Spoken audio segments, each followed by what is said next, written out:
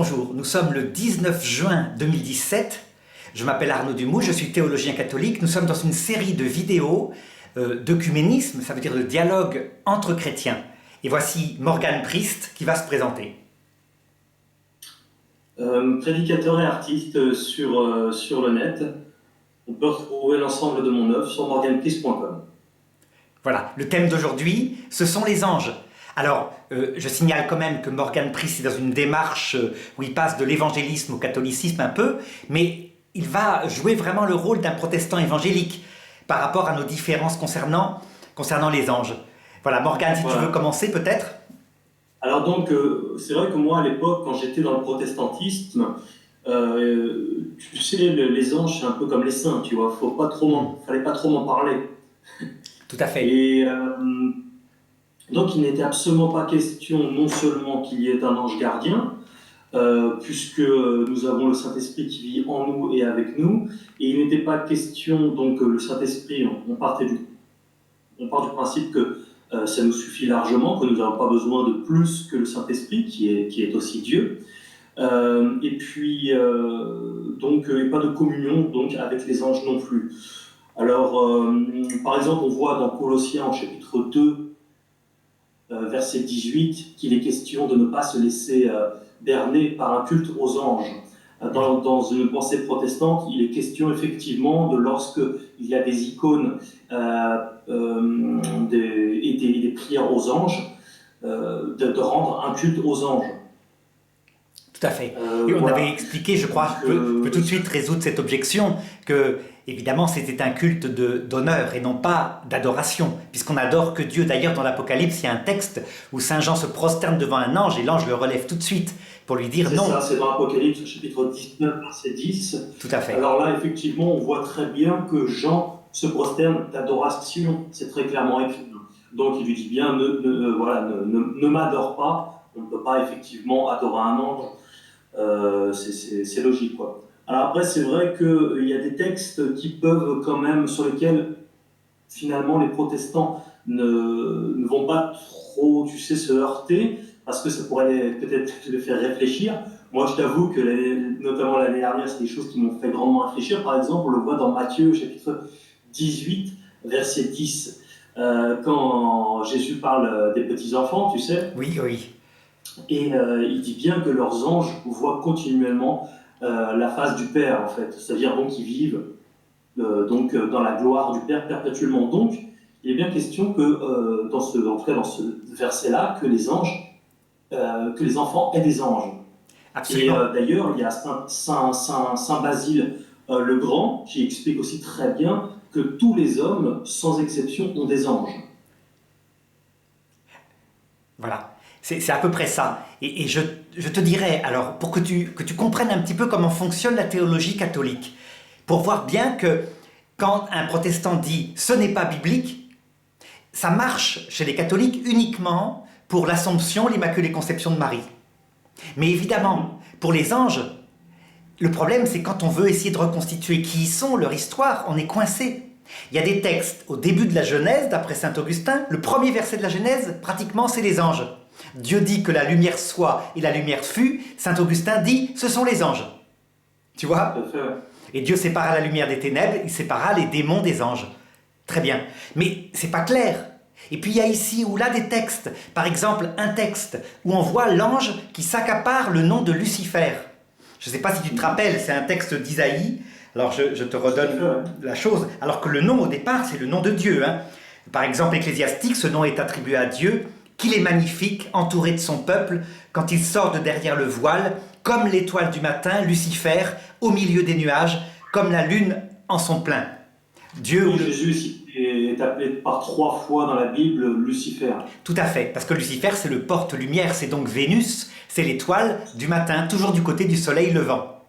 Alors, on voit un texte où par contre, Lucifer s'accapare ce nom-là. Et il dit, Isaïe 14, 11, « Tu as été précipité au Shéol, toi, tu étais le plus grand de tous, tu étais l'étoile du matin, Lucifer, le fils de l'aurore. Toi qui avais dit de ton cœur, j'escaladerai les cieux, au-dessus des étoiles de Dieu, j'élèverai mon trône. » Au sens littéral, en fait, on parle d'un empereur un empereur babylonien. C'est ça, le roi Babylone. Voilà, mais bon, tous les protestants, tout le monde sait que c'est évidemment appliqué au prince de ce monde qui s'appelle l'ange des ténèbres, l'ange Lucifer. Donc tu vois, on est coincé. On n'a pas beaucoup de choses comme ça. Alors, pour te montrer comment fonctionne l'Église catholique, elle ne se contente pas des textes, elle a des grands saints, ce qu'on appelle la tradition des apôtres. Le premier à avoir raconté l'histoire des anges, c'est Saint Denis, l'Aréopagite. Alors certains disent c'est pas le vrai. Hein. Tu te rappelles Saint Denis qui avait été converti par Saint Paul dans l'Aréopage d'Athènes? Oui, on ne va pas confondre avec pseudo-Denis. Ben, certains disent c'est le pseudo-Denis, c'est pas le vrai Denis, c'est peut-être. En tout cas, c'est la tradition de l'Église, c'est lui qui a écrit le premier sur les anges, un livre qui s'appelle Les hiérarchies angéliques. Et ensuite, on a Saint Thomas d'Aquin, le docteur angélique. Tu vois, ça veut dire qu'en fait, à partir de l'écriture, en raisonnant, en se servant de leur intelligence, ils ont reconstitué complètement l'histoire des anges. Ce sont des... Alors, ce qui s'est passé, c'est qu'avec la réforme luthérienne au XVIe siècle, il y a les 7 livres deutérocanoniques qui ont été virés de l'Ancien Testament, et notamment le livre de Tobie, qui nous parle de l'archange Raphaël, qui apporte la prière, la prière des humains à Dieu. Tout à fait, donc qui est un médiateur, un intercesseur. Et alors, c'est quand même assez problématique finalement d'avoir viré ces livres-là, puisque nous voyons bien qu'il est bien question qu'il soit des intercesseurs, que l'archange Raphaël est un intercesseur. Alors, l'avantage, c'est que en se privant de ces livres-là, on a vraiment le rôle concret d'un archange qui vient aider une petite jeune fille, et Tobie. Mais c'est aussi dans l'Apocalypse. Ça veut dire que c'est idiot de se passer des livres écrits en grec, puisque les évangiles sont écrits en grec, pas en hébreu. Et on se... Voilà. On se prive donc de tout l'apport de la pensée grecque au peuple juif quand on se met à croire qu'il y a une vie après la mort, qu'il y a un purgatoire, un paradis, etc. Tout ça, c'est avant Jésus-Christ. Donc je ne comprends pas, mais c'est vraiment comme ça que ça s'est passé. Alors, le texte de l'Apocalypse, c'est quand par exemple les anges prennent le sang des saints dans des encensoirs et les portent vers Dieu. Tu te rappelles peut-être ce passage-là de l'Apocalypse. On voit bien qu'ils portent la prière des martyrs. Tout à fait, tout à fait. C'est vrai que, tu sais, quand tu es protestant, tu vois, enfin, je t'apprends rien, mais bon, c'est vraiment, tu vois, c'est que Jésus. Enfin, en fait, tout le reste, toute la milice céleste, tous les saints et les anges, enfin, j'ai presque envie de dire, c'est vraiment du détail, quoi, tu vois, dans une pensée protestante. Pourtant, il est bien dit, on le voit dans Hébreux au chapitre 1, verset 14, que les anges sont des esprits au service de Dieu, envoyés pour exercer un ministère en faveur de ceux qui doivent hériter du salut. Donc, on voit bien qu'ils intercèdent, qu'ils font partie des membres de Dieu, et que Dieu délègue énormément aussi. Il délègue tout ce qu'il peut déléguer, finalement. Voilà. Et donc, ça crée une grande famille que j'ai moi-même occultée pendant pas mal de temps. Voilà, mais c'est vrai que quand tu es protestant, on n'a pas besoin des anges, on n'a pas besoin des saints, eux ils sont dans le monde spirituel, ils font ce qu'ils ont à faire, mais nous on n'a besoin que de Christ. En fait, c'est comme si le protestantisme avait exalté un texte particulier, ou plutôt des livres particuliers, les livres de Moïse, où là vraiment Moïse chasse tout ce qui peut être autre que Dieu, sauf une représentation des chérubins au-dessus de l'Arche d'Alliance, c'est la seule chose. Mais sinon, tout est chassé pour Dieu seul, parce qu'ils fondent un monothéisme. Et c'est comme si après, tout le reste de la pensée était éclairé par ça, alors que pour nous, catholiques et orthodoxes, c'est l'inverse. L'évangile de Jésus-Christ explique ce texte de Moïse, où on voit que Moïse est à une époque où un peuple sort d'Égypte, où ils ont des tas d'idoles, et il faut donc vraiment fonder d'abord le fait qu'il y a un seul Dieu. Donc c'est une pédagogie provisoire. Et ensuite, on voit les intercessions qui arrivent peu à peu avec l'Ancien Testament, la suite, les prophètes et tout ça. Oui. Alors, un protestant te dira effectivement à quel moment il y a un passage où un apôtre ou un disciple quelconque invoque un ange. En fait, il y a mieux que ça. Il y a un passage où un ange, carrément, vient aider le Messie. Dans le jardin de Gethsémani, avec Jésus. Tout à fait. Sauf que là, c'est différent, tu répondrais donc à un protestant, puisque en fait, Jésus a prié le Père. Il n'a pas prié un ange, il a prié le Père, et c'est le Père qui a envoyé un ange à Jésus. Voilà. Et non pas une invocation envers un ange. C'est Tout à fait. différent. Ça veut dire qu'en fait, Dieu envoie pour nous aider ses anges. Et il envoie pour aider son Fils éternel, son ange. Il passe par la médiation de son ange. C'est selon la volonté du Père que l'ange a été envoyé, selon Absolument. la volonté de la personne qui a pris, en l'occurrence, Jésus. Donc on peut, je veux dire, on ne va pas prier un ange directement ici, il prie directement le Père, mais les anges ont un rôle de médiation, il n'y a pas d'opposition chez nous, c'est comme si c'était tout un. Ce qu'on appelle ça la communion des saintes, on a tout à fait bien parlé tout à l'heure, alors que chez les protestants, c'est comme si Jésus priait le Père, et les anges évidemment sont des spectateurs extérieurs, ils n'ont rien à venir, et le Père, bon, il veut bien déléguer un ange, d'accord. Non, pour nous c'est tout ça, tout est un. On prie le Père, on prie Jésus qui est Dieu. Ça passe par nos amis du ciel, ou pas. On peut le faire directement ou pas. C'est une famille. C'est un peu comparable à un papa qui dirait « Je t'interdis de passer par ta mère ou par tes frères. Par moi seul, je suis ton père. » Ça, c'est un peu comme ça que nous, catholiques, on ressent la pensée protestante. Alors que si je passe par maman, ben c'est pareil, elle va trouver papa. Alors évidemment, on peut aller voir papa directement, ils ont raison. Je ne suis pas contre. Mais c'est une famille ou pas. Moi, de mon point de vue, aujourd'hui, pardon, parce qu'au jour d'aujourd'hui, ça ne se dit pas, justement, ne pas ignorer son ange. D'ailleurs, de grands saints, notamment Padre Pio, s'énervaient lorsqu'on ne communiquait pas avec notre ange. Ça l'était hors de lui. Et en fait, nier la chose, de mon point de vue, c'est nier une partie de l'œuvre de Dieu quand même. C'est se priver de quelque chose. C'est se priver de quelque chose, quoi. Voilà. Je trouve aussi. En fait, Alors, pour moi, c'est le. Attends, je termine là-dessus. C'est la perte la plus lourde du protestantisme. Ça veut dire en fait, pour exalter la rédemption du Christ, ils en font le Christ pantocrator, c'est-à-dire au-dessus de tout. Vraiment, il n'y a que lui. Alors que pour nous, catholiques et orthodoxes, on dit que sa rédemption, justement, ce qui est génial, c'est que non seulement il se fait homme, ça veut dire qu'il est tout humble, il réveille qui il est, il meurt sur la croix, mais en plus, il donne toutes ses missions à ses enfants. Ça veut dire qu'il délègue. Donc, comme dit Jésus, vous ferez des œuvres plus grandes que moi à vous en stupéfier. Il parle à ses saints, à ses apôtres. Des œuvres plus grandes. Tu vois, il pourrait tout faire, il n'y a pas besoin. Je dirais même qu'il n'a pas besoin de naître à travers le ventre d'une femme. Il peut créer des enfants dans des choux. Dieu. Pourquoi il passe comme ça? Parce qu'il aime déléguer. C'est ça. Alors il y a le principe quand même d'omniprésence de Dieu. Pourquoi Dieu aurait-il besoin d'une créature, plus sachant qu'il est omniprésent et qu'il peut donc, par extension, le faire lui-même? Il n'a pas besoin d'une créature. Les protestants ont tout à fait raison. C'est pas en termes de besoin. Tu vois, je reparle encore, c'est un peu comme la femme. Saint Augustin dit, pourquoi Dieu n'a-t-il pas créé de la main de l'homme? Parce que l'homme n'en a pas besoin pour bricoler. Pourquoi Dieu n'a-t-il pas créé des pieds de l'homme? Parce que l'homme n'en a pas besoin pour la dominer. Pourquoi l'a-t-il créé de la côte de l'homme? Parce que c'est la partie la plus proche du cœur. Il en a besoin pour aimer. Pour rien, ça sert à rien. Mais on ne peut pas s'en passer. Mais c'est pareil chez Dieu. Il n'a pas besoin de l'aide des anges, il n'a pas besoin des saints, il n'a pas besoin de la communion des saints. Mais il est comme ça. Il est tout humble et vraiment il délègue. C'est de l'ordre de l'amour. Vas-y. Je propose de parler aussi également de la hiérarchie des anges, notamment ce qu'on appelle les 9 cœurs d'anges, divisés en 3 hiérarchies, selon en tout cas saint Thomas d'Aquin.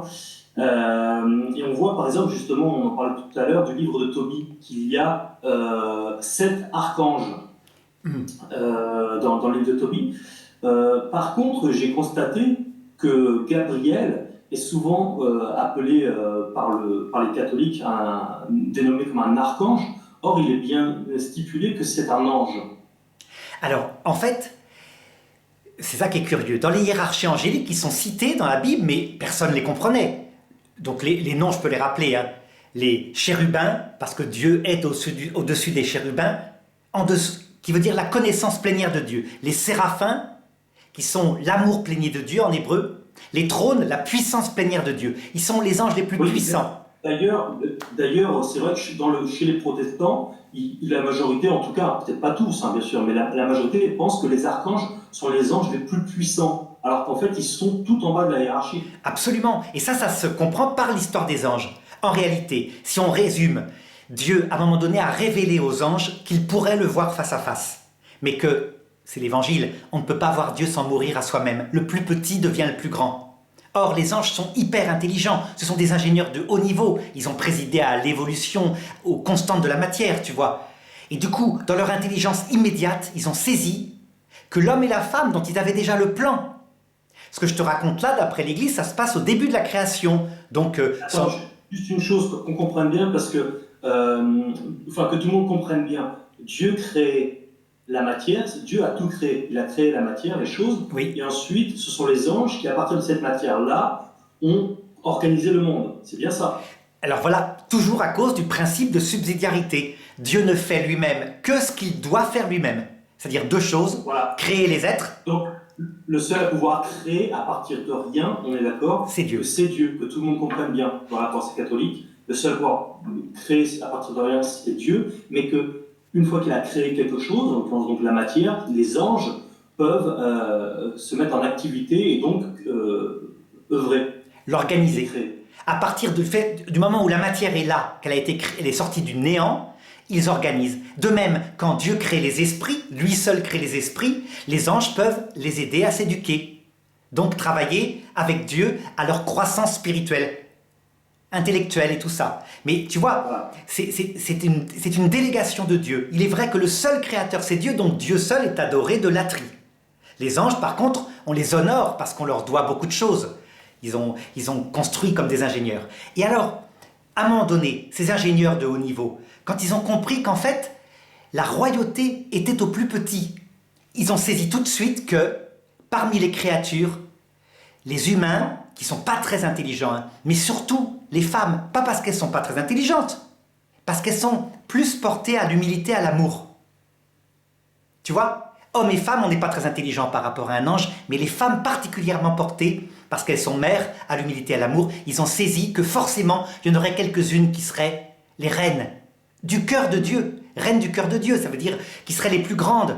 Et ça, pas question, c'est là que Lucifer a dit « je ne servirai pas ». Et il a dit « je ne servirai pas par respect pour l'honneur de Dieu, qui est quand même le plus grand ». Oui, en gros, ce que Lucifer cherche à expliquer à Dieu, c'est en fait tu dérailles complètement. On va quand même pas se soumettre à des êtres tout à fait inférieurs intellectuellement, car les anges, effectivement, sont des êtres, des purs esprits. Enfin, ils n'ont pas des yeux, ils n'ont pas de bouche, ils ne mangent pas comme nous, enfin, ça n'a rien à voir. Mais bien qu'on le voit dans la Bible, ils prennent des apparences humaines. On l'a vu avec l'épisode, par exemple, justement, encore une fois, dans le livre de Tobie, où Raphaël prend l'apparence d'Azaria, qui est d'ailleurs le nom de mon chien, qui signifie oui, parce que à ce coubu. D'ailleurs, il y a un chien dans ton livre de Tobie, il s'appelle Tobie le chien aussi. Donc, il y a un chien qui explicitement. Et en fait, donc voilà, on le voit aussi quand les anges dans le ciel ont trouvé les femmes belles, et donc on comprend par une extension logique qu'ils ont peut-être des apparences humaines pour venir copuler avec les femmes. Enfin, Daniel avait aussi un ange, etc. Donc ils prennent bien, on les voit aussi dans le sépulcre où Jésus était. On voit bien qu'ils prennent des apparences humaines aussi, quoi. Mais ils prennent des apparences juste de façon à ce qu'on puisse les voir, à les reconnaître, et voilà. Voilà, ce n'est qu'une apparence. D'ailleurs, l'ange Raphaël, dans le livre de Tobie, dit « Tu as cru me voir manger, ce n'était qu'une apparence », à la différence du Christ. Dieu a pris vraiment une nature humaine complète et il a vraiment mangé. Tu vois ? Mais on le voit bien. Alors, résultat, cette révolte-là, elle est pour toujours, et ils passent leur temps maintenant à essayer de faire tomber les hommes et les femmes, de manière à ce que si jamais l'humanité entière se révoltait contre ce projet de Dieu, ce qui serait absurde de notre part, puisqu'on est appelé à devenir la place des anges finalement qui sont tombés, eh bien, Dieu changerait ses plans. Il est persuadé que Dieu changerait ses plans. Il n'aurait pas d'action comme il le fait sur Terre s'il n'avait pas d'espoir de réussir. Il a un espoir total. Et à chaque fois, il se fait berner sur la question de l'humilité. Par exemple, il n'imagine pas que Dieu peut se faire homme, quand même pas. Donc ça lui vient même pas à l'idée. Et du coup, il le fait tuer, le Messie. Et du coup, il sauve l'humanité. Parce que l'humanité... Alors là, ce que tu veux dire, c'est que Satan, Lucifer, ne savait pas que Jésus était Dieu fait homme. C'est ça que tu dis. Voilà, il pensait qu'il était simplement le Messie. Et donc, que Dieu agirait avec l'humanité. Ils le savent. Les démons le savent, quand ils voient Jésus, ils savent très bien qu'il est le Fils de Dieu, le Messie, etc. Ils s'en doutent, ils en tremblent, dit Saint Jacques. Les démons croient, mais ils tremblent, parce qu'il y a des signes. Ils ont quand même entendu Jésus qui disait « Si vous ne croyez pas que je suis », mais ils se disent « C'est quand même pas possible ».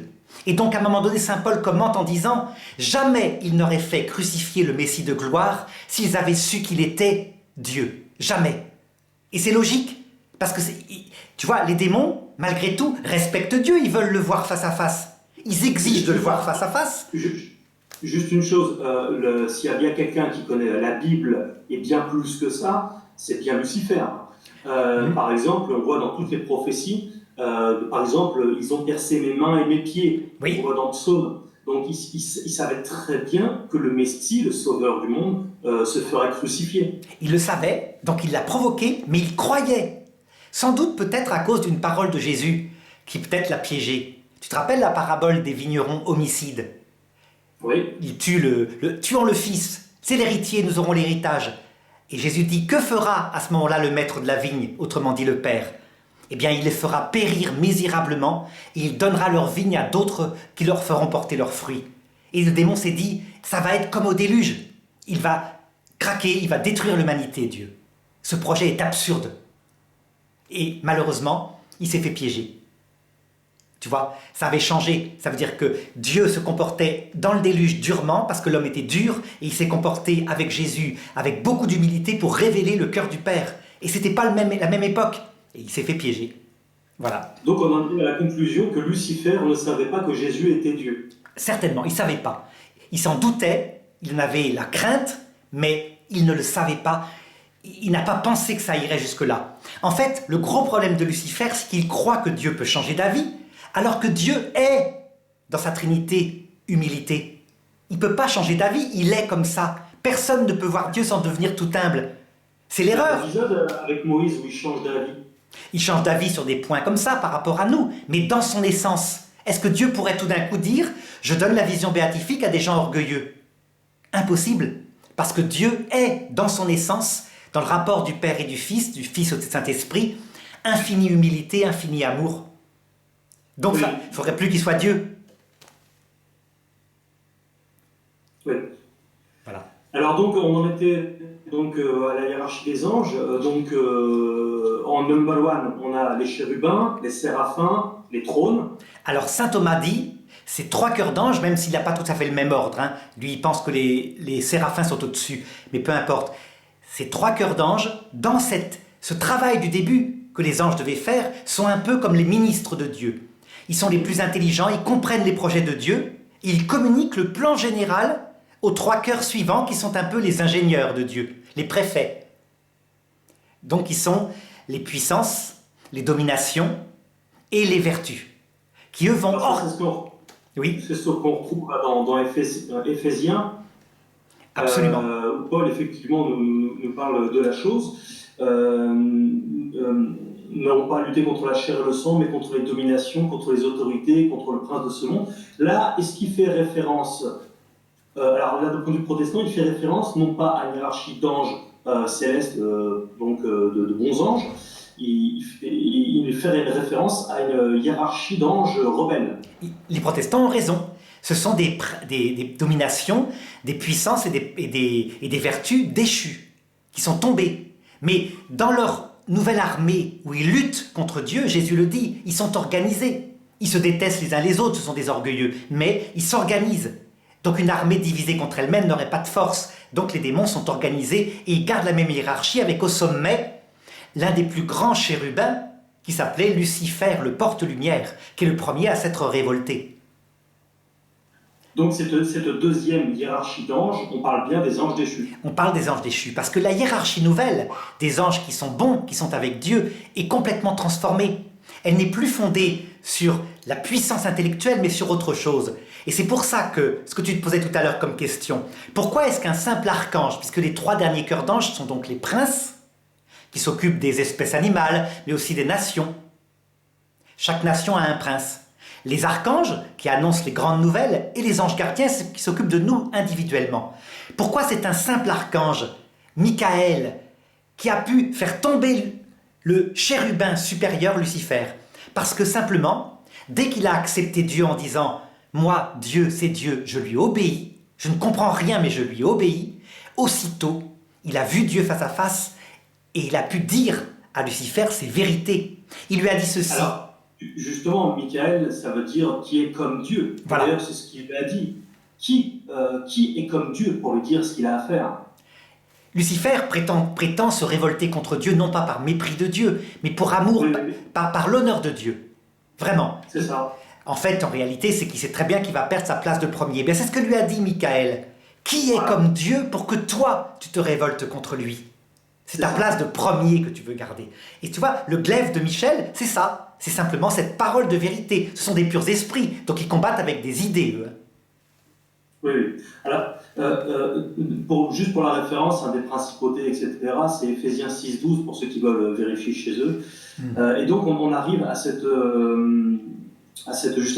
troisième hiérarchie, donc, les anges, les archanges. Et les princes. Les princes, les archanges et les anges, qui sont comme on pourrait dire les acteurs de terrain. Les princes seraient comme, je ne sais pas moi, les maires de la ville. Les archanges seraient un peu comme le héros du maire qui vient annoncer des nouvelles, qui publie les nouvelles. Et les anges, c'est les agents de quartier. Ils s'occupent de chaque personne pour les emmener vers la vie éternelle. Voilà, un petit peu. Tu vois, donc ils ont gardé leur rôle sur la création, un rôle d'aide, de coopération avec Dieu. Et on peut dire même, ça va peut-être choquer les protestants, mais les anciens animistes qui pensaient qu'il y avait des esprits dans la nature, ils ne se trompaient pas. Les esprits de la nature veillaient effectivement et continuent de veiller sur les espèces animales. Alors là, tu fais référence à ce qu'on appelle les djinns dans l'islam. C'est bien ça, hein? Pas forcément, il y a aussi des purs esprits qui s'occupent de la nature. Les djinns, ça c'est une hypothèse que donnent les musulmans qui disent il y a des esprits qui ont en plus une vie sensible, qui voient, qui entendent. Des espèces de génies, oui, on peut dire ça. Les catholiques n'ont pas de révélation là-dessus, si ce n'est ce texte de saint Paul qui disait, comme tu disais tout à l'heure, ce n'est pas contre les esprits des hommes, mais contre les esprits intermédiaires de ce monde de ténèbres. Donc il y a peut-être effectivement des êtres qui... Là, un protestant va te répondre direct, évidemment, c'est pas biblique, point barre. Donc tu extrapoles, tu inventes, il n'y a pas des esprits qui se baladent dans la nature, qui ne servent absolument à rien. Alors, des esprits qui organisent la nature, effectivement, c'est quelque chose de catholique. Quelque chose comme ça. Je dirais que, tu vois, les catholiques, on peut le dire, à partir des quelques phrases qu'il y a ici et là dans la Bible, en déduisent des conséquences. Ils en déduisent des conséquences. Oui. Et donc, on peut dire que tout est révélé, mais tout doit être mis en clair. Donc, c'est une certaine liberté qui fait qu'on continue de réfléchir. Voilà. Ouais. Par exemple, est-ce que ça expliquerait, selon donc l'enseignement catholique, le phénomène, par exemple, ce qu'on appelle les fées, les elfes, les esprits de la nature qu'on retrouve dans les légendes, notamment scandinaves. Par exemple, moi, je suis breton. Moi, j'ai beaucoup entendu parler de ça, notamment à Brocéliande, des endroits comme ça. Je crois que oui, très probablement, mais il n'y a pas besoin d'aller chercher parce que là, les protestants diront là, c'est trop. Il suffit de regarder. Donc, en fait, ces apparitions-là, ce sont des démons, point. Ils n'ont pas tort. Ils n'ont pas tort. Il y a des démons. Pour nous séduire et nous induire en erreur. Il y a des démons, mais il y a certainement aussi des bons anges. Une anecdote que raconte un médecin qui était parti en Amazonie pour chercher des plantes médicinales pour l'Occident. Il va voir un médecin animiste et il lui dit « Mais pour guérir telle maladie, est-ce que tu te souviens du nom de la plante ?» Il me dit « Non, je n'ai pas besoin de m'en souvenir. Quand je veux une plante parce que j'ai besoin pour telle malade, je prends telle substance et je rentre en transe. Et à ce moment-là, je vois apparaître mon grand-père qui me dit « Tu prends cette plante-là et tu le donnes de telle façon et il est guéri. » Et je n'ai pas besoin de m'en souvenir puisqu'à chaque fois, je peux redemander pour les maladies. Donc, tu vois, on voit qu'il y a peut-être aussi ces bons anges qui ont un rôle, mais il y a aussi les mauvais anges. Un texte qui le raconte textuellement dans l'Évangile, pour ne pas choquer les protestants. Quand un possédé vient vers Jésus à Génézareth et que Jésus chasse ces démons qui sont une quantité énorme dans ce possédé et qui supplie d'aller dans les ports, Jésus leur autorise plutôt que d'aller en enfer. Eh bien, il rentre dans les ports. On voit bien qu'une telle demande, c'est pas digne d'un pur esprit. Un pur esprit, c'est une intelligence. C'est les plus intelligents de tous. Eux, ils vont essayer de nous tromper, de nous induire dans des idéologies. Là, on dirait vraiment des espèces d'êtres inférieurs. Donc pourquoi pas l'hypothèse des djinns, donc ces espèces de choses musulmanes, pourquoi pas? En tout cas, l'Église catholique n'en dit rien, c'est une hypothèse. Oui, oui. Dans Corinthiens, Paul dit que Satan n'hésite pas à se déguiser en ange de lumière, que Satan est capable de faire donc des prodiges, qui a une puissance tout à fait dévastatrice. Également, on le voit par exemple dans Job au chapitre 1, quand il expose tout, enfin, voilà, même la fin de la famille de Job, etc. Tout ce qui est apparition mariale des saints, voire même les nombreux miracles de stigmatisés, certains pensent que, j'en parlais tout à l'heure de Padre Pio, qu'il avait ces stigmates et ces phénomènes, tout ça, il les faisait au nom de Satan, c'est-à-dire par la puissance d'anges déchus. Voilà, donc puisque ça n'en reste vraiment des anges avec une puissance tout à fait donc colossale. Voilà, donc qu'est-ce que tu vas répondre à ça, sachant que Satan n'hésite pas à déguiser en ange de lumière, c'est un verset qui est largement rabâché. Ils ont raison. Ça veut dire que l'Église ne se fie jamais exclusivement sur des prodiges pour dire que c'est Dieu qui a agi. Il lui faut plus qu'un prodige, il lui faut un miracle. Le prodige, c'est par exemple les stigmates, ou même, tu sais, le soleil de Fatima qui a dansé devant 50 000 personnes, mais qui a dansé à 5 km autour du lieu. C'est un prodige au sens littéral du terme, c'est pas un miracle. Le miracle, c'est quelque chose qui implique la toute-puissance de Dieu.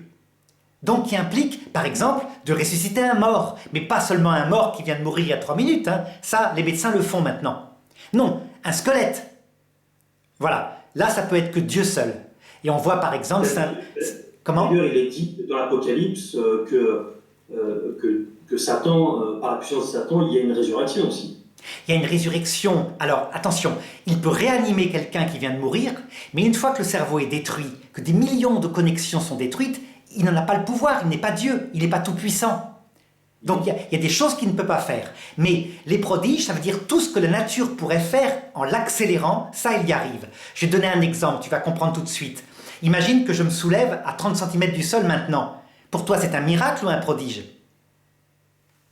Tu défies la gravitation, je dirais c'est assez compliqué de créer, d'avoir cette nuance entre le miracle et le prodige. Je dirais que c'est un prodige. Bon. Oui, c'est un prodige parce que c'est une loi de la nature que je peux contourner. On l'a fait par exemple avec un champ magnétique. Oui, c'est ça. Ouais. Des choses comme ça. Par contre, regarde, imagine que j'invente un siège éjectable d'hélicoptère. Puis j'ai oublié qu'il y avait une hélice au-dessus, donc je passe à travers et je suis coupé en tranches. Je dis clonk, clonk, clonk, clonk, clonk. Hein, c'est dommage. Bon, je coupe en tranches par terre. Tu arrives, tu dis au nom de je sais pas quoi, ressuscite, et les tranches se remettent, se recollent et je revis. À ton avis, miracle ou prodige ? Miracle. Voilà. Dieu seul peut faire ça. Ça, c'est un ange, il a beau être puissant, il ne peut pas. Donc tu vois, c'est une distinction fondamentale que les Juifs avaient d'ailleurs. Puisque quand Jésus faisait des miracles au sens propre, comme la résurrection de Lazare qui sentait mauvais, il commence à dire « il faut le faire tuer ». Et là, Jésus commence à parler du péché contre l'Esprit Saint. Par contre, quand il fait des simples prodiges, Jésus, donc des choses à la rigueur qu'un médecin pourrait faire, là, on pourrait comprendre leur critique. Tu vois ? Un petit peu. Alors, pour reprendre ta question, donc l'Église, quand elle est confrontée à des apparitions, jamais ne se contente des prodiges. Il lui faut d'abord un environnement. Elle va regarder si le contenu théologique est conforme à la foi. Si par exemple, une apparition, et ça a eu lieu au Canada, une dame a commencé à dire qu'elle était la Sainte Vierge revenue sur Terre. Bon ben, c'est pas la peine d'aller plus loin, hein. Voilà, t'as compris ? Oui, c'est clair. Alors, ensuite de ça, il faut qu'il y ait des fruits spirituels. Les fruits spirituels ne sont pas forcément des fruits que de paix. Ça peut être des attaques violentes, mais si ça conduit à davantage d'humilité, d'amour, d'obéissance à la foi, alors ça va être bon signe. Mais tu vois, tout ça, ce ne sont que des signes. Il faut que Dieu confirme par des miracles. Mais des miracles, il en fait partout. Donc l'Église demande, en tout cas pour la canonisation des saints, un miracle à l'évocation de ce saint. Et pour les apparitions, je pense qu'elle devrait faire pareil, même si elle ne le fait pas actuellement, parce que ça se découvre au cours des temps. C'est-à-dire demander, par exemple, un miracle, comme il y a eu à Fatima où ce n'était qu'un signe, mais qui confirme l'apparition, où Dieu va s'exprimer pour confirmer. Alors là, d'accord, il peut y avoir reconnaissance. Tu vois un petit peu. Oui. Alors prenons la Sainte Vierge à Lourdes. Je veux dire, il faut répondre aux protestants. La Sainte Vierge à Lourdes, qui d'abord fait des miracles, qui regarde simplement le cas de Jeanne Fretel, où vraiment c'est une Oui. femme qui a l'intestin qui a été enlevé parce qu'elle avait un cancer en stade terminal, et tout a repoussé instantanément. Mais en plus, si jamais c'était le Et démon, d'ailleurs, elle était dans le coma, elle était inconsciente. complètement. Donc ça enlève en plus le risque. Mais il y a de la création de matière, un intestin qui réapparaît, ça se fait en un instant. Enfin, toutes les conditions du miracle sont là. Pour ceux qui veulent voir les reportages de Jeanne Fretel, ils sont sur YouTube, hein, il faut taper Jeanne Fretel Mystère avec un S. Elle était passée dans l'émission Mystère en 92 et également dans Ciel Montmardi où elle a fait un super témoignage également. Voilà, tout à fait. Alors, si le démon se met à prêcher que Dieu, que le Christ est vrai Dieu fait homme, et que, alors on peut passer par la Sainte Vierge et ses saints pour aller vers lui, les protestants doivent bien comprendre que le démon, il se serait quand même converti. Il faut quand même, tu vois, nous catholiques, on n'oserait jamais dire que ceux qui adorent le Dieu unique, qui le considèrent comme Dieu fait homme, qui essayent de faire ses volontés, viennent du démon. On n'ose même pas dire ça des témoins de Jéhovah, on les respecte comme des frères chrétiens. Et pourtant, eux, ils ne croient même pas que Jésus-Christ est Dieu. Donc, il faudrait qu'ils fassent la même chose. Que Jésus est l'incarnation de l'archange Michael. Voilà, un ange supérieur. Mais ils ont quand même l'évangile. Donc, et on voit bien dans les actes des apôtres, il y a des apôtres, des chrétiens qui ne suivent pas du tout Jésus, qui ne savent même pas, qui n'ont pas entendu parler de l'Esprit Saint. Les apôtres les accueillent. Ça, on peut être plus ou moins dans la connaissance de Dieu. Il ne faut pas s'excommunier les uns les autres. Complètement. Voilà. Oui, il faut pas se... effectivement, en tant que chrétien, nombreux peuvent vite devenir sectaires. Alors, j'aimerais parler d'un sujet dont on ne parle pas non plus chez les protestants, c'est ce qu'on appelle l'évôme, c'est-à-dire donc c'est le monde, en fait, donc le temps, enfin le temps techniquement c'est quelque chose de tout à fait humain, hein. Mais dans le monde spirituel, il n'y a pas de temps. Le temps, comme il est bien écrit dans la Bible, un jour est comme 1000 ans, 1000 ans comme un jour aux yeux de Dieu, c'est donc le temps de l'esprit, en fait, du monde spirituel. Oui. Est-ce que tu peux nous en parler un petit peu, s'il te plaît? Alors, c'est assez facile à comprendre. Il y a 4 notions du temps. 4. La première, c'est le temps chronologique de la Terre. Quand je bouge ma main, en secondes, ça fait un temps précis, chronométrable, avec les lois de Einstein. Hein. Il paraît que ça dépend de la vitesse. Deuxièmement, il y a ce qu'on appelle la durée psychologique intérieure. Par exemple, si un jeune homme est dans les bras de sa fiancée, 1 heure va lui paraître 3 minutes. Et s'il est assis sur une plaque de cuisson, 3 minutes va lui paraître 1 heure. C'est une durée intérieure. Par exemple, lorsque l'on regarde un avion, quand on le regarde de loin, il est très lent, mais quand on le regarde de près, il n'est pas si lent que ça. Tout à fait. Donc ça dépend où on se trouve, tout est relatif. Donc. Tout est relatif. Les gens qui approchent la mort, ça dure 3 minutes puisqu'on les réanime. Mais ils ont l'impression d'avoir vécu à la fois 10 heures tellement c'était magnifique, ils ont vu des tas de choses là-bas, de l'autre côté, et en même temps ça a été très court pour eux. Ils voudraient y retourner. Donc ça c'est durée psychologique. Troisième notion du temps, c'est quand on pense à une chose, puis qu'on en déduit une conséquence. Tu vois, une pensée intellectuelle et sa conséquence, du style « Tout homme est mortel, or Pierre est un homme, donc, j'en tire la conséquence, Pierre est mortel. » Eh bien, cette durée successive de pensée, c'est encore une troisième notion du temps qu'on appelle l'évôme dont tu parles. Et ça, c'est uniquement le temps des anges. Par exemple, au début de leur création, Dieu leur a dit « Vous aurez la vision béatifique, mais il faut devenir tout humble et m'aimer. » Une seconde après, une seconde qui n'est pas mesurable en temps terrestre, hein, c'est une pensée après. Lucifer avait tout compris. L'humilité, l'amour. Les anges, même lorsqu'ils nous regardent, ils ne nous aiment pas d'émotions comme nous on peut aimer d'émotions. Tout est spirituel, ils nous aiment parce que c'est bien en fait. Quand c'est bien, c'est bien. Quand c'est mal, c'est mal. Il n'y a pas d'émotivité comme les êtres humains. Voilà, parce qu'ils n'ont pas de vie sensible, donc pas de durée psychologique, comme je viens d'en parler. Donc pas d'émotion non plus, pas de sentiment. Un ange n'a pas de sentiment. Quand il t'aime, il te veut la vie éternelle. Il te veut le bien. C'est une intelligence pure, un ange. Et de même, quand il pense à une chose, il en tire les conséquences et ça dure, tac, l'espace d'une pensée. Donc on ne sait pas quand... C'est pour ça, c'est ce que j'expliquais à quelqu'un. On me posait la question au sein, mais ça marche aussi pour les anges. Lorsque, par exemple, nous sommes, je vais dire n'importe quoi, 10 personnes en train de prier, par exemple, pour une intercession de l'archange Michael, ou enfin, ça a 10, 20, 30, on s'en fout, peu importe le chiffre, mais beaucoup.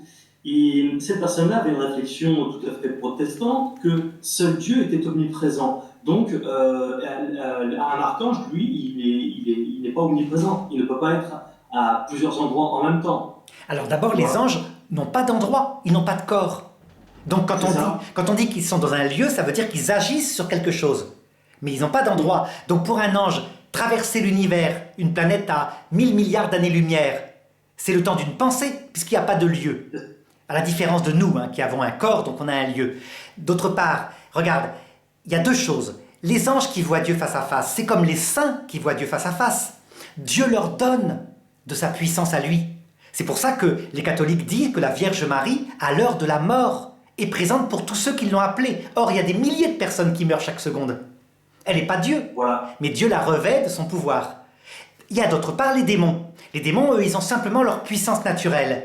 Donc quand un démon veut percer la pensée d'un homme, puis d'un autre, et de 1000 hommes en même temps, lui, c'est parce que tout simplement, une seconde pour nous, comme il n'a pas de temps comme ça, pour lui, c'est divisible Voilà. en 1000 milliards de C'est secondes de pensée. c'est pour ça que je parle de ça. C'est pour mieux cerner le principe de l'Evom dont on a parlé. Voilà, c'est ça. Alors j'ai oublié de te parler de la quatrième notion du temps, c'est l'éternité Oui. de Dieu. Ben, Dieu, son éternité est identique à son être. Ça veut dire qu'il est son propre présent et de toute éternité, il sait. Je ne dis pas qu'il saura, mais il sait si j'irai un jour au paradis. Ça lui est présent, il est au-delà des temps. Tous les temps lui sont présents éternellement. Donc ça c'est différent, c'est Dieu. Voilà. Tu dis que les anges connaissent la fin des temps. Enfin, ça, Alors, il y a deux sortes d'anges. Les anges qui voient Dieu connaissent tout comme Dieu, comme le Verbe de Dieu. Ils reçoivent tout en voyant Dieu. Donc ils savent la date de la fin du monde parfaitement. Mais comme le Fils qui disait personne ne connaît la fin du monde si ce n'est le Père, en fait le Fils éternel le connaît du Père, puisque le Fils éternel n'est que la connaissance que le Père a de lui-même. Et puis les démons. Les démons, eux, il y a deux solutions. Soit ils déduisent en regardant des signes, ils ne sont pas plus bêtes que nous, donc ils se disent ça devrait durer tant de temps, etc. Soit ils essayent de la provoquer, la fin du monde. Ils essayent. Donc ils connaissent les prophéties, ils savent qu'à un moment donné, Dieu donnera aux démons sur terre le pouvoir de présenter à l'humanité entière son projet. Ce qu'on appelle le mystère de l'iniquité. Ça veut dire l'enfer qu'il avait présenté à Adam et Ève. Vous serez comme des dieux, il y a une vie éternelle. oui, oui. Bah, on en a déjà parlé. On a déjà parlé, etc. Ça, l'enfer, c'est encore un autre sujet, mais il est bien écrit. Jésus dit bien que personne ne connaît la date de la fin, et si ce n'est, enfin, ni le Fils, ni les anges, excepté le Père.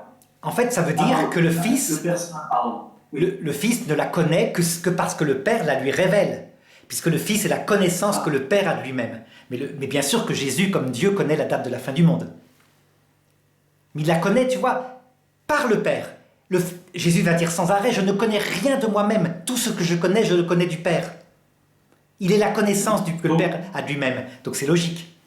Donc il la connaît. Bien Alors, sûr. pourquoi il dit qu'il la connaît pas? Il la connaît, en fait, c'est ce qu'on appelle un judaïsme, c'est-à-dire une expression juive qui veut dire je la connais pas par moi-même. Je ne suis rien, je tiens tout du Père. Alors c'est vraiment important d'appuyer sur ce degré de compréhension, parce que dans une lecture tout à fait littérale, souvent protestante, c'est souvent très littéral,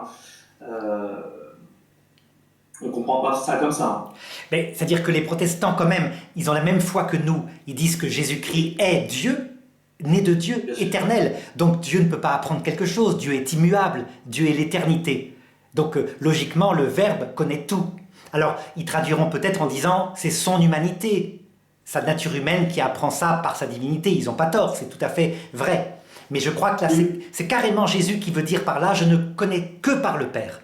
Je ne suis rien de moi-même. C'est plus ma notion, c'est effectivement, puisque Jésus et Dieu fait homme, il dépend totalement du Père, et en l'occurrence donc de la source, de l'intellect, tout ce que le Père lui dit, il le dit, il le sait, et il ne lui a pas révélé à ce moment précis. Dans son humanité, peut-être, c'est une interprétation tout à fait valable. Mais dans sa personne, qui est Dieu fait homme, dans sa divinité, non, c'est impossible. Dieu n'apprend rien. Dieu est éternel, Dieu est immuable. Donc Dieu connaît la date de la fin du monde. Donc le Verbe éternel connaît la date de la fin du monde, mais il la tient du Père. Oui. Voilà. Par exemple, lorsqu'il se fait toucher sa robe, son pagne, par une femme où il y a une puissance qui sort de lui, et il demande qui m'a touché. En tant que Dieu, il devrait le savoir. Bien sûr qu'il le sait. Je dirais même qu'en tant qu'homme, il le sait. Ça veut dire simplement parle, montre-toi. Montre-toi. Il faut bien comprendre. Mais évidemment, c'est toujours pareil, quoi.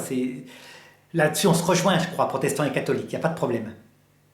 Complètement, complètement. C'est pour ça qu'on fait ce travail aussi d'écuménisme. C'est que bien que nous ayons des différences tout à fait importantes quand même, quoi, nous avons quand même le point commun et salutaire de reconnaître Jésus comme notre Seigneur et Sauveur. C'est avant tout, au-delà de tout, ça qui compte quand même. Bien sûr, tout à fait. Voilà, il ne faut pas qu'il y ait de combat plus qu'il y en a déjà. Absolument. Bon, alors, pour te dire un peu, on connaît beaucoup d'autres choses sur les anges, beaucoup d'autres choses, toujours pareil par la tradition apostolique qui a continué de réfléchir, l'Esprit Saint qui l'a inspiré. Je sais que les protestants n'y croient pas, mais nous continuons d'avancer.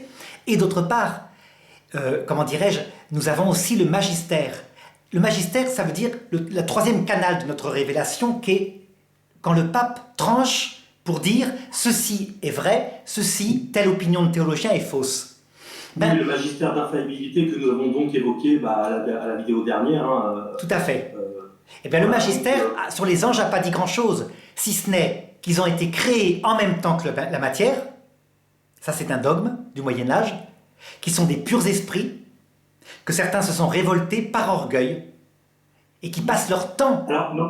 Ces anges-là, quand ils ont été créés, ils ne sont pas nés donc, comme nous, ils ont été créés tout à fait intelligents et donc par une déduction logique finalement, en tant qu'intellect pur, ils ont compris directement que Dieu existait. Ils ne savaient pas forcément qui était Dieu, ils ne le connaissaient pas réellement à ce moment-là, mais ils savaient par une déduction logique que Dieu existait. Enfin, techniquement, un ange ne peut pas être athée. Mais un homme ne devrait pas pouvoir être athée non plus. Ça veut dire qu'à partir de l'effet, leur être, ils en ont déduit qu'il y avait forcément une cause infinie et intelligente. Les hommes devraient faire pareil, mais les hommes passent leur intelligence à essayer de se convaincre que, je ne sais pas moi, des lois du hasard peuvent produire les lois physiques ou l'ADN du premier microbe, qui est 100 millions de fois plus compliqué que nos ordinateurs actuels. Mais peu importe, ça c'est l'être humain. Voilà. Je vais juste terminer, parce que bon, là, on a déjà quand même parlé pas mal de choses, et c'est vrai que ça pourrait durer des heures, mais juste terminer avec la notion de guérison par les anges. Par exemple, on voit dans le Nouveau Testament qu'un ange de Dieu vient dans l'eau pour la faire remuer, et le premier qui touche l'eau est guéri. C'est quand même une drôle de façon de guérir. C'est vrai que là, on pourrait dire, encore une fois, c'est vrai quand on lit bien la Bible, on se dit que Dieu est un excentrique. Il pourra faire les choses tout à fait différemment. Mais non, il a choisi cette façon-là. Alors, dans une notion protestante, les anges ne te guérissent pas. S'il y a un ange qui te guérit, par exemple les magnétiseurs ou les coupeurs de feu, tous ces trucs-là, c'est d'un point de vue protestant, en tout cas pour la majorité, encore une fois, je parle d'un point de vue général, je ne dis pas tous, mais une majorité, ça vient des anges de Satan, quoi. C'est évident. Or, on voit bien quand même qu'il y a possibilité que les anges de Dieu viennent tout à fait opérer des guérisons. Absolument. Et ce texte que tu as cité, il manifeste bien la réponse. Tu te rappelles quand tu me demandais, mais les esprits de la nature, ce sont forcément des démons. Mais non, Dieu envoie ses bons anges aussi aux païens. Et les Juifs avaient pris dans un rituel païen, c'est un rituel tout à fait païen, une piscine qui bouge d'un coup et puis on se précipite. Ben, les Juifs l'avaient pris. Et ce n'est pas une superstition, puisque Jésus l'a béni cette chose-là. C'est pour dire que, en fait, Dieu veut son salut pour tous les hommes. Et que les anges veillent à ça. Mais qu'un prodige comme cela peut aussi venir d'un démon. D'où le discernement des esprits que demande Jésus. Ça veut dire le prodige en lui-même ne suffit pas à savoir que c'est un bon ange. Il faut un contexte.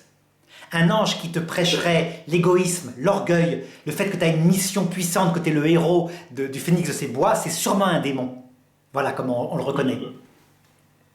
Complètement, complètement. Ok, j'ai rien à rajouter. Et toi ? Non, enfin il y aurait énormément de choses. Donc je peux inviter par contre à taper sur Internet l'histoire des anges. Excuse-moi L'histoire des anges. excuse-moi juste Oui. Et l'histoire des anges, attends, je termine là-dessus, je te donne la parole juste après. L'histoire des anges, c'est une vidéo qui raconte en détail et de manière un peu scientifique avec saint Thomas d'Aquin tout ce que l'Église catholique sait sur l'histoire des anges. Oui. Tout à l'heure, je ne crois pas que tu aies répondu à ça au sujet de... Enfin, c'est du détail, hein, mais bon, moi je suis dans le détail tout le temps. Gabriel, archange ou ange? Archange. Pour nous catholiques, un archange. On en connaît 4. Pourquoi est-ce que tu dis à plusieurs reprises que c'est un ange et non pas un archange? Parce qu'il y a bien la notion, enfin les mots sont importants. Dans la Bible, par exemple, il est bien question de l'archange Michael. Tout à fait. Mais pour Gabriel, c'est pas un archange. En fait, le mot ange Dans la Bible. est un mot général aussi. Il est attribué à ceux qui viennent s'occuper de nous, donc nos anges que nous on fréquente, qui sont tout le temps près de nous, mais il désigne tous. Donc on peut dire qu'un séraphin, un chérubin, un trône, de manière générale, ce sont des anges aussi. Et c'est sous ce rapport-là que Gabriel est appelé un ange. Est-ce que ça vient de saint Thomas d'Aquin? Non, ça vient de la Bible qui dit ces anges, ces envoyés en général. Et parmi ces envoyés, il y a... Excuse-moi, je me suis mal exprimé, je parle de la notion du fait que Gabriel soit un archange. Non, ça vient de... Soit reconnu comme... C'est une déduction depuis le début de l'Église. On a toujours dit, celui qui annonce des grandes choses, il envoie ses archanges. Les anges gardiens s'occupent des personnes individuellement. Donc, instantanément, la tradition a dit c'était un archange. Voilà. Mais effectivement, encore une fois, tu vois, ce n'est pas dans l'Écriture.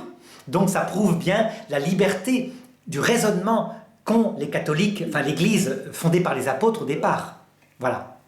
Alors, ce qu'il faut bien comprendre, c'est qu'effectivement, en tant que catholique, on ne raisonne pas seulement par l'écriture, mais par l'esprit. Donc, il ne s'agit pas de dire, de répéter, de rabâcher. Donc, ce n'est pas écrit, donc ce n'est pas possible. C'est pas aussi simple que ça. Voilà. Merci beaucoup. Ok.